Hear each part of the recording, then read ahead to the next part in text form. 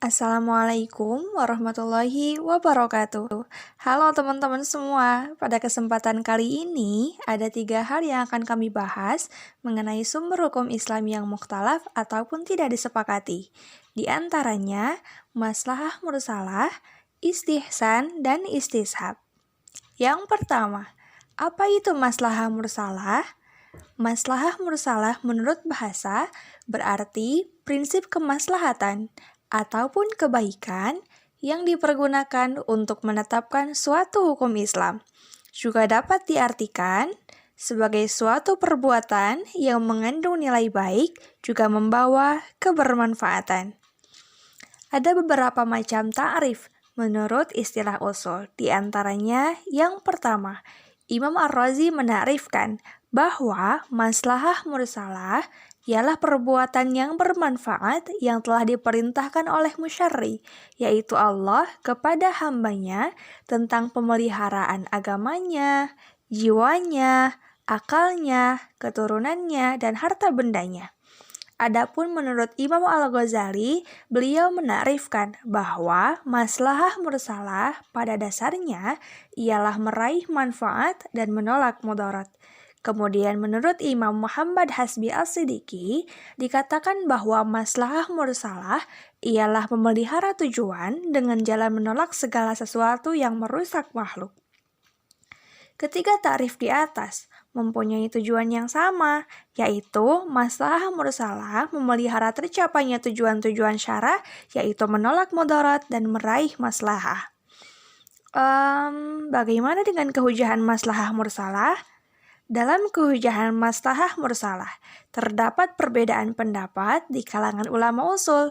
Di antaranya, yang pertama, maslahah mursalah tidak dapat menjadi hujah ataupun dalil menurut ulama-ulama Syafi'iyah, ulama-ulama Hanafiyah, dan sebagian ulama Malikiyah seperti Ibnu Hajib dan ahli zahir. Kemudian yang kedua, maslahah mursalah dapat menjadi hujah ataupun dalil menurut sebagian ulama Malik dan sebagian ulama Syafi'i, tetapi harus memenuhi syarat-syarat yang telah ditentukan oleh ulama-ulama usul. Yang ketiga, Imam Al-Qurrafi berkata tentang maslahah mursalah. Sesungguhnya berhujah dengan maslahah mursalah dilakukan oleh semua mazhab, karena mereka melakukan qiyas dan mereka membedakan antara satu dengan yang lainnya karena adanya ketentuan-ketentuan hukum yang mengikat. Di antara ulama yang paling banyak melakukan ataupun menggunakan maslahah mursalah ialah mazhab Imam Malik dengan alasan bahwasanya Allah telah mengutus utusan-utusannya untuk membimbing umatnya kepada kemaslahatan. Hal ini bersumber pada Quran Surat Al-Anbiya ayat 107 yang berbunyi, "Tidaklah semata-mata aku mengutusmu Muhammad kecuali untuk kebaikan seluruh alam." Baiklah, untuk selanjutnya ada macam-macam syarat dan contoh maslahah mursalah. Pertama, ada macam-macam maslahah mursalah, yaitu 1. Maslahah daruriyah. Maslahah daruriyah adalah perkara-perkara yang menjadi tempat tegaknya kehidupan manusia, yang bila ditinggalkan maka rusaklah kehidupan, merajalela kerusakan, timbullah fitnah dan kehancuran yang hebat. Perkara-perkara ini dapat dikembalikan kepada 5 perkara yang merupakan perkara pokok yang harus dipelihara, yaitu agama, jiwa, akal, keturunan, dan harta. 2. Maslahah hajiyah. Maslahah hajiyah adalah semua bentuk perbuatan dan tindakan yang tidak terkait dengan dasar yang lain, atau yang ada pada maslahah daruriyah, yang dibutuhkan oleh masyarakat tetap juga terwujud, tetapi dapat menghindarkan kesulitan dan menghilangkan kesempitan. 3. Maslahat tahsiniyah.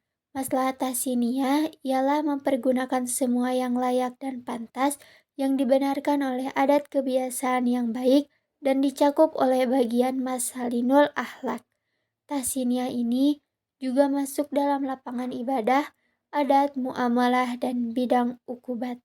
Imam Abu Zahroh menambahkan bahwa termasuk lapangan tahsiniyah, yaitu melarang wanita-wanita muslimah keluar ke jalan-jalan umum memakai pakaian-pakaian yang seronok atau perhiasan-perhiasan yang mencolok mata, Sebab hal ini bisa menimbulkan fitnah di kalangan masyarakat banyak. Pada gilirannya akan terjadi hal-hal yang tidak diinginkan oleh keluarga dan terutama oleh agama. Lalu ada syarat maslahah mursalah, yaitu satu, maslahah itu harus hakikat bukan dugaan. Dua, maslahah harus bersifat umum dan menyeluruh. Tiga, maslahah itu harus sejalan dengan tujuan hukum-hukum yang dituju oleh syar'i. Empat, maslahah itu bukan maslahah yang tidak benar. Berikutnya ada contoh maslahah mursalah. Satu, tindakan Abu Bakar terhadap orang-orang yang ingkar membayar zakat. Itu adalah demi kemaslahatan. Dua, mensyaratkan adanya surat kawin untuk sahnya gugatan dalam soal perkawinan. Tiga, menulis huruf Al-Quran kepada huruf Latin.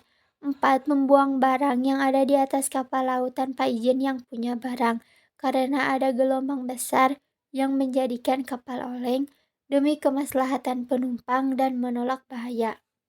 Dalam Al-Quran tidak ada perintah untuk mengumpulkan Al-Quran dari hafalan dan tulisan, tetapi para sahabat melakukannya. Pengertian dan dalil yang mendari istihab. Istishab secara harfiah adalah mengakui adanya hubungan perkawinan, sedangkan menurut ulama usul adalah menetapkan suatu menurut keadaannya sebelum sampai terdapat dalil-dalil yang menunjukkan perubahan keadaan. Oleh sebab itu, apabila seorang mujtahid ditanya tentang hukum kontrak atau suatu pengelolaan yang tidak ditemukan nasnya dalam Al-Quran As-Sunnah, juga tidak ditemukan dalil syara mengitlakan hukumnya, maka hukumnya adalah boleh, yaitu suatu keadaan pada saat Allah Subhanahu wa Ta'ala menciptakan segala sesuatu yang ada di bumi secara keseluruhan. Maka selama terdapat dalil yang menunjukkan atas perubahan dari kebolehannya, keadaan segala sesuatu itu dihukumi dengan sifat asalnya. Dan apabila seorang mujtahid ditanya tentang hukum binatang, benda-benda, tumbuh-tumbuhan, makanan, dan minuman, atau suatu amal yang hukumnya tidak ditemukan dalam suatu dalil syara, maka hukumnya adalah boleh. Kebolehan adalah pangkal asal, meskipun tidak terdapat dalil yang menunjukkan atas kebolehannya. Dengan demikian, pangkal sesuatu itu adalah boleh. Allah telah berfirman dalam kitab Al-Quran, surat Al-Baqarah ayat 29, A'udzu billahi minasyaitonir rajim. Huwallazi khalaqal lakum ma fil ardi jami'an tsumma stawa ila sama fasawwahunna sab'as samawati wa huwa bikulli syai'in alim. Dialah Allah yang menjadikan segala yang ada di bumi untuk kamu, dan Dia berkehendak menciptakan langit lalu dijadikannya 7 langit, dan Dia Maha mengetahui segala sesuatu. Quran surat Al-Baqarah ayat 29. Dan Allah Subhanahu wa Ta'ala juga telah menjelaskan dalam beberapa ayat lainnya bahwa Dia telah menaklukkan segala yang ada di langit dan di bumi untuk manusia. Dengan kata lain, segala sesuatu yang ada di bumi itu tidak akan dijadikan dan ditaklukkan, kecuali dibolehkan bagi manusia. Seandainya hal itu terhalang bagi mereka, niscaya semua diciptakan bukan untuk mereka. Kehujahan istihab. Istihab adalah dalil syara yang dijadikan tempat kembali para mujtahid untuk mengetahui secara hukum peristiwa yang dihadapinya.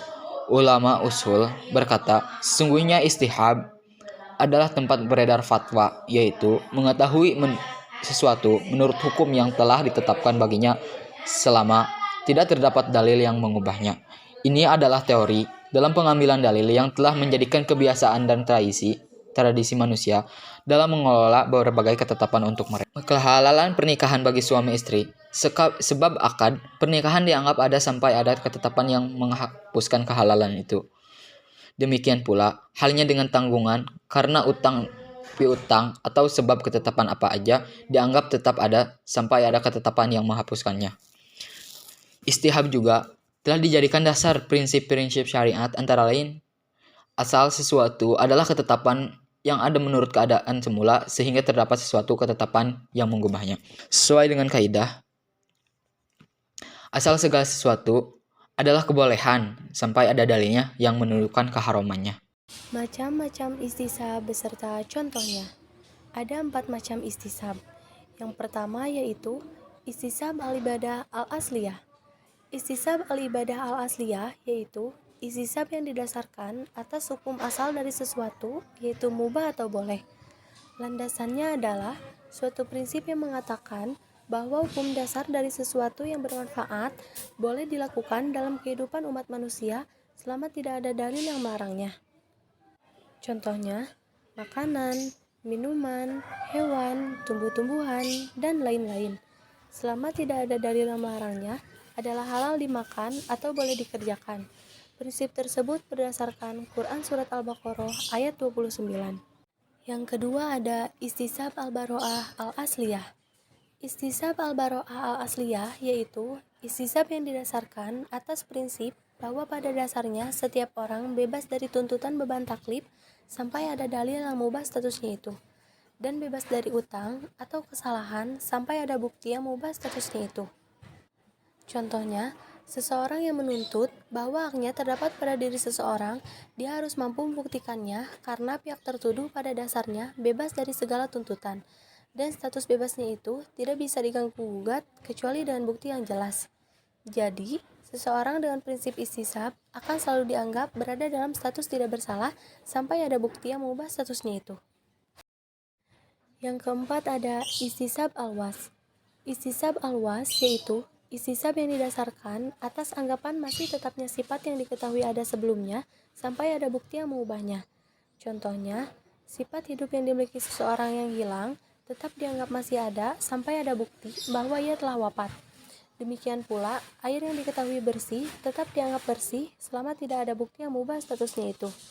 Pengertian itisan menurut bahasa mempunyai arti menganggap baik. Ahli usul yang dimaksud dengan itisan ialah berpindahnya seorang mujtahid dari hukum yang dikehendaki oleh qiyas jali jelas kepada hukum yang dikehendaki oleh qiyas khafi samar-samar, atau dari ketentuan hukum kuli umum kepada ketentuan hukum juz'i khusus karena ada dalil alasan yang lebih kuat menurut pandangan mujtahid. Ada dua dalil, yaitu yang artinya yang mendengarkan perkataan lalu mengikuti apa yang paling baik di antara mereka itulah orang-orang yang diberi Allah petunjuk, dan mereka itulah orang-orang yang mempunyai akal. Quran Surat Az-Zumar ayat 18. Yang kedua yaitu yang artinya dan ikutilah sebaik-baik apa yang telah diturunkan kepadamu dari Tuhanmu sebelum datang azab kepadamu dengan tiba sedangkan kamu tidak menyadarinya. Quran Surat Az-Zumar ayat 55. Macam-macam istihsan dan contohnya. Ada 5 macam istihsan, yaitu yang pertama, istihsan bin nas. Istihsan bin nas yaitu hukum pengecualian berdasarkan nas Al-Quran atau Sunnah, dari kaidah yang bersifat umum yang berlaku bagi kasus-kasus serupa. Contohnya, menurut kaidah umum, makan dalam keadaan lupa pada siang hari Ramadan merusak puasa seseorang, karena telah merusak rukun dasarnya yaitu imsak di siang harinya. Namun, menurut hadis Rasulullah SAW, makan dalam keadaan lupa di siang hari Ramadan tidak membatalkan puasa. Yang kedua, istihsan berdasarkan ijma. Istihsan berdasarkan ijma yakni adanya kesepakatan dari para ulama untuk memutuskan hukum atas suatu masalah yang menyelisihi hukum asal, atau ijma sarih, atau mendiamkan suatu praktik yang berlaku di masyarakat tanpa mengingkarinya, atau ijma sukuti. Contohnya, akad yang terjadi dalam penggunaan air di kamar mandi umum dengan membayar sejumlah uang yang sudah ditentukan. Secara kias, akad seperti ini tidak diperbolehkan karena adanya ketidakpastian atau jahalah kadar penggunaan air dan waktu pemakaian. Setiap orang harus membayar dengan biaya yang sama, padahal banyaknya air yang digunakan dan waktunya antara satu dengan yang lain berbeda-beda. Akan tetapi, akad ini menjadi boleh karena sudah berlaku dari masa ke masa tanpa adanya pengingkaran dari ulama. Yang ketiga, istihsan berdasarkan urf atau adat kebiasaan. Istihsan berdasarkan adat kebiasaan yakni pengecualian hukum dari prinsip syariah yang umum berdasarkan kebiasaan yang berlaku pada masyarakat. Contohnya, kebolehan mewakafkan benda-benda bergerak seperti buku. Hukum asal wakaf hanya berlaku pada benda-benda tetap dan tidak bergerak seperti pekarangan. Akan tetapi, mewakafkan benda bergerak seperti itu menjadi boleh, karena adanya kebiasaan di masyarakat yang membolehkannya. Yang keempat, istisan dengan kedaruratan.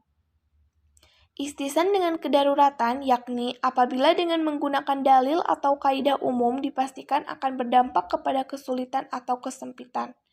Contohnya, mensucikan sumur atau kolam yang terkena najis.